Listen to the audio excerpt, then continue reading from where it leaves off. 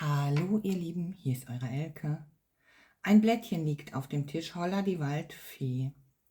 Hast du schlimmen Herzbruch erlitten und wünscht dir Ausgleich und Gerechtigkeit und bist total in einer tiefen, schmerzhaften Blockade? Was können wir tun, diese Blockade zu lösen? Wie kannst du das heilen und welche Möglichkeiten gibt es, dieses Drama Galama aufzulösen? Vielleicht nicht in Verbindung, aber die Waage und das Gleichgewicht in deinem eigenen Gefühl herzustellen, um für dich in Frieden, in Liebe, in Harmonie zu kommen. Falls ihr Interesse habt, dieses Video zu schauen, kommt gerne auf meinen Kanal.